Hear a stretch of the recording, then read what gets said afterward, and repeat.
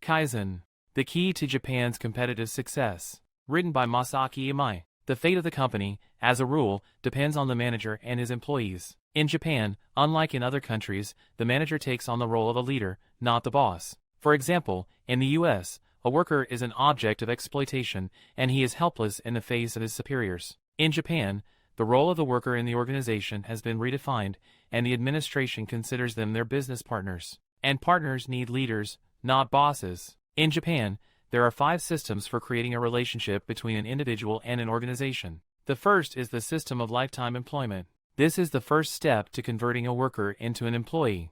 That is, usually, even if there are reduction in force in any position, employees are simply transferred to another area and not fired. Secondly, the system of on-the-job training. In any job, higher education is not enough, so people always complete their studies taking into account the specifics of this particular business. And such training is continuous, which helps a person to advance in their career ladder faster or change the field of activity. 3. Rotation system. If a person is transferred from one field of activity to another, then the work will be performed less efficiently. But sometimes people get bored of doing the same thing over and over again and want to move to a new division to do something different. Rotation broadens the horizons of employees and allows them to build friendships with other departments that can help with cross-functional problems. This way, it will be possible to replace an employee from one area with an employee from another. 4. A system of merits. You need to find a place for each employee where they will be most comfortable and will be as efficient as possible.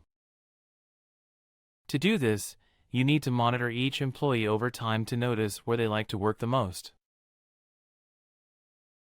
5. Reward system. Length of service is a significant point in determining remuneration. The company is based on the principles of participatory management. That is, if the employee participates in the affairs of the company, is involved in management and derives satisfaction from it, then he works more interested and productively. Therefore, when the company succeeds, each employee receives a reward. This way, the team is united, and when failures occur in the company, employees don't run away from it, but they are ready to fight for the survival of the company. We'll look at these systems in more detail later. However, they must all work together, otherwise, there will be no result. Chapter 1. Kaizen Concept. The main idea of Kaizen is that not even a day should pass without improvement in the company. At the same time, everything should improve, the company, you, and your relationship with the girl. That is, if your friend hasn't seen you for 3 days, when they meet you, they should see a change. The figure shows how workflows are distributed in Japan. Maintenance is when managers define policies, rules, and procedures for employees regarding all major operations, and then make sure that everyone follows a standard operating procedure. If someone does not comply with it, disciplinary measures are applied to him, and if a person does not know how to do it, the manager must train him or revise and correct the standard. That is, maintenance is built on training and discipline. Each employee, as they gain experience or move to a new position, must think more and more about improvements and improve their working methods. And once the improved standards are adopted, managers are again responsible for enforcing them. Improvement can be broken down into Kaizen and innovation, where Kaizen is small improvements and innovation is big changes. That is, new technology is introduced or new equipment is purchased. In the West, once a business is launched, it is usually exploited for a long time. In Japan, they decided that business requires constant improvement. That's why they introduced the Kaizen method, which is responsible for it. Western companies do not have Kaizen, so their factories work either without changes at all or innovations are applied after a few decades. Point 1. Implementation of quality control and Kaizen. The starting point for improvement is to identify a need or problem. If it is not revealed, then there is no need for improvement. Vice versa, if a problem is known, it must be addressed. One of the most important tools for quality control is the Sure-Dimming cycle, which includes research, design, production, and sales. And this must turn based on considerations of quality and responsibility for it. That is, if a defect is found during the design, then there is no production and sales. Thus the company will gain the trust of the consumer and achieve the recognition of its products in the market. A quality control group is a small group that works on the shop floor and focuses on issues related to cost, safety, and productivity. Their main job is to improve within the workshop. Their scope of work ranges from 10 to 30% of the total volume of improvement work. Soon, the term quality control evolved to include quality control circles, and methods for improving overall management effectiveness. And soon all employees were involved in quality control. This is often referred to as total quality control or company-wide quality control. The second point is Kaizen and the suggestion system. From any job, a person wants to be respected, given creativity and a decent remuneration. Respect in companies is reinforced by a system of offers. That is, each employee can make a proposal that will improve something in the company's activities. And the suggestion system is supported and encouraged in every way possible. Thanks to creativity, people go to work not just to work for the day, but to think together with colleagues about how they can improve what they do together. At the same time, their salary is not constant, that is, if they find a way to reduce the cost or reduction of production time or sign a profitable contract, then these employees will receive additional remuneration. Managers in Japan hold special presentations where all offers are reviewed and then bonuses are awarded for the results and effort the employee has put into developing the improvement of the offer.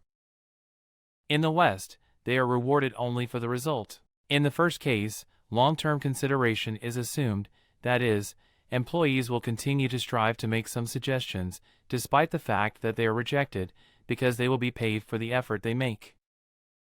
And if the innovation makes it possible to achieve savings, the worker is rewarded in proportion to the money saved. In the second case, a shorter-term nature is assumed. For example, a worker who goes all out coming up with new ideas that don't work out in the end will give it up because he thinks he's wasting his time. The Toyota president said that about 1.5 million proposals are made a year, and 95% of them are put into practice. Let's take a look at one of these proposals.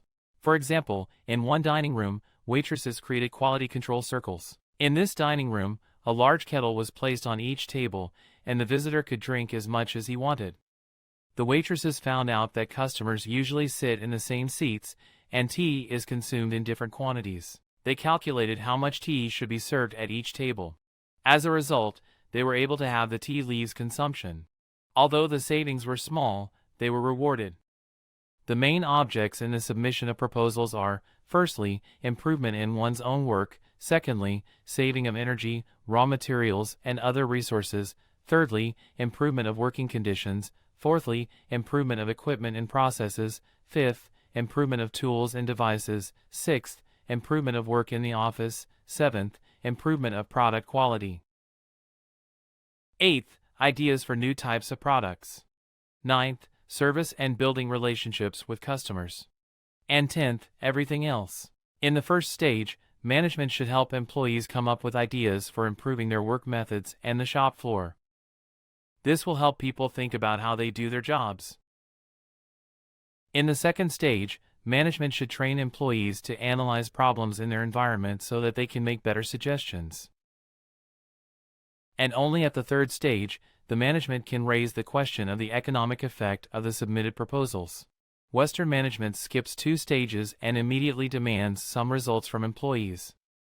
Thus, in Japan, employees gradually begin to form a Kaizen mindset, that is, they will now be constantly thinking about what to improve. It usually takes 5 to 10 years to implement this system. Usually, the offer is accepted if it will help to solve one of the following problems.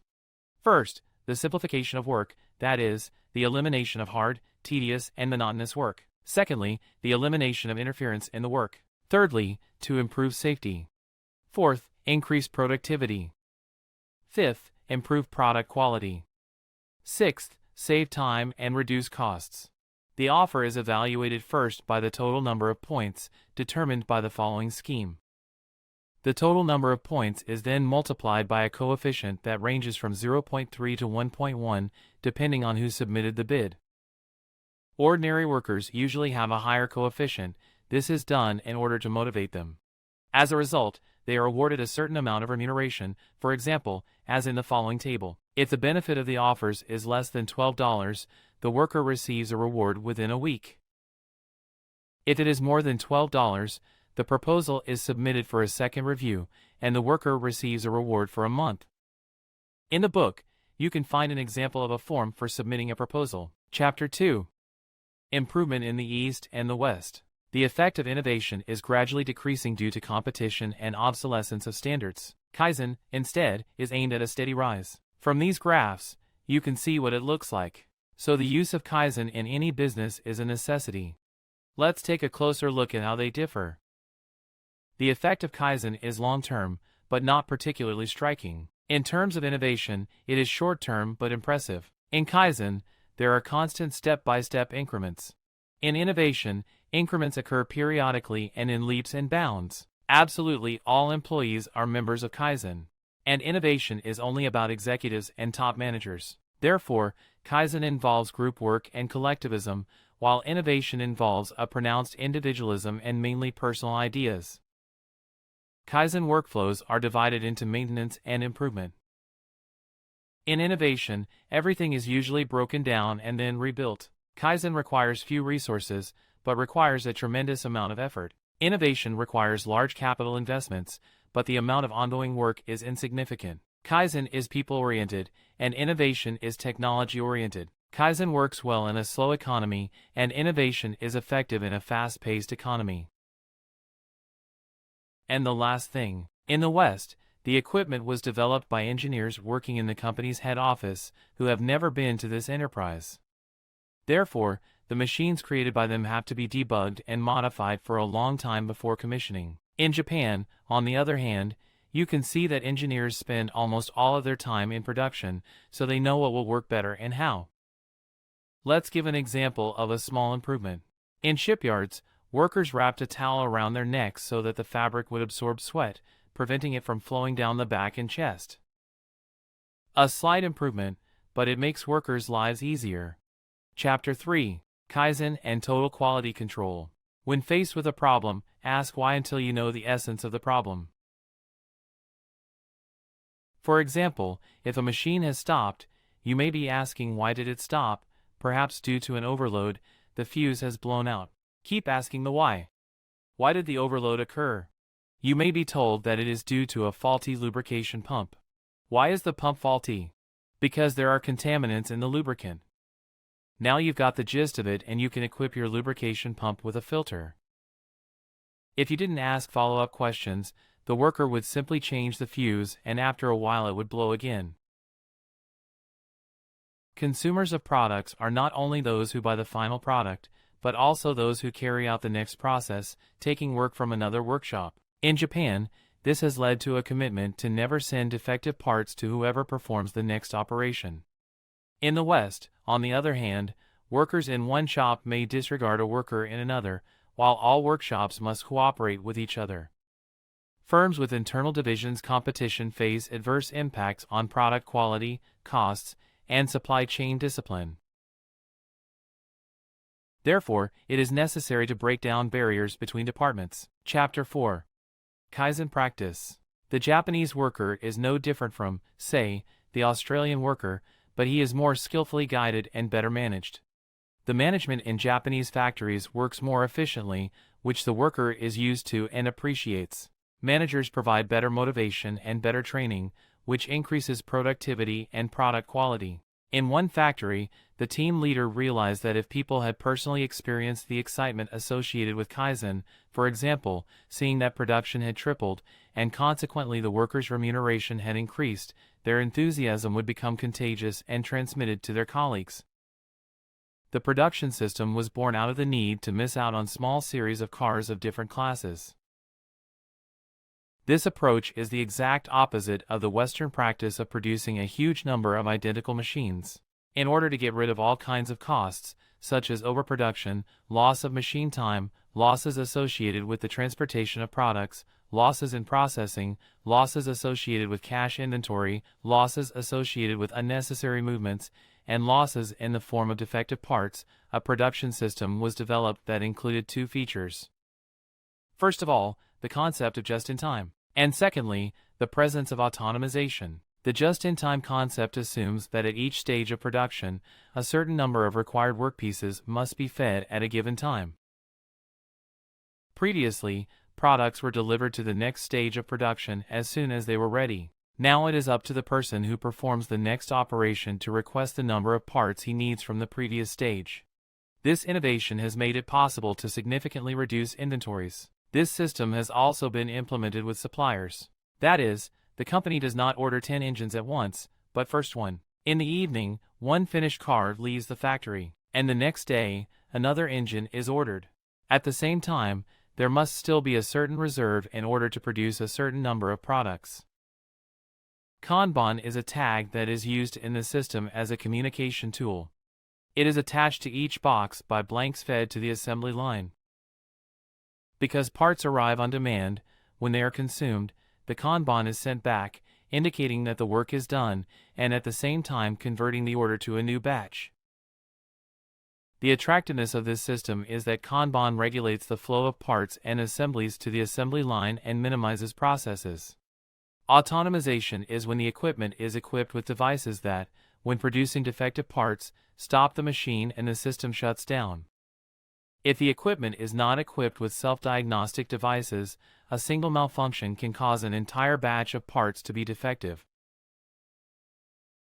With autonomization, the worker has to maintain the equipment only when a failure occurs. If everything is fine, you don't need to do anything. In this way, it allows one person to operate many machines at the same time, which dramatically increases its productivity. There is a display at the top that displays the machine number when the machine stops, so that the operator knows which machine he needs to do. At Toyota, when a defective part is found, the entire line is stopped. For example, when a worker sees that the engine is faulty, he presses the stop button. Because all operations are consistent with each other, when one process is stopped, all previous processes are stopped as well. If the downtime continues, all business is shut down. This is necessary to find the cause of the problem and take measures to ensure that it never occurs again. Chapter 5. Kaizen Management. Total Equipment Care aims to ensure that employees at all levels of production are engaged in the maintenance of equipment throughout its lifetime. At the same time, all employees are trained in the basics of how the machines work. First, foremen and other leaders are trained, and they, in turn, train workers in the field. The total maintenance of the equipment takes place in 7 stages. Firstly, it's to put things in order at the enterprise. First of all, it is the maintenance of hygiene in the workplace. Secondly, identifying the causes of problems in areas where it is difficult to clean and then taking appropriate action. Thirdly, developing standards for cleaning and lubrication. Fourth, reviewing the system as a whole. Fifth, setting standards for voluntary control procedures. And sixth, deploying policies. By cleaning, it is possible to identify weak points in the equipment. For example, cracks are immediately visible on a clean surface, and in this way employees are accustomed to discipline. The management, if the employees did not have free time during the day, pay for overtime on which they put things in order. And when a worker found a flaw in the equipment, he used to leave it to the maintenance team. But once the training has been introduced, the employee can fix small faults himself. For example, tighten nuts or lubricate parts. After tightening the nut, the worker draws a white strip that runs over the bolt and nut at the same time. And then, he looks to see if the line matches or if the nut needs to be tightened. In this way, the equipment does not have to stand idle waiting for the adjusters. And maintenance teams can now fully concentrate on diagnosing equipment and performing complex work. Chapter 6.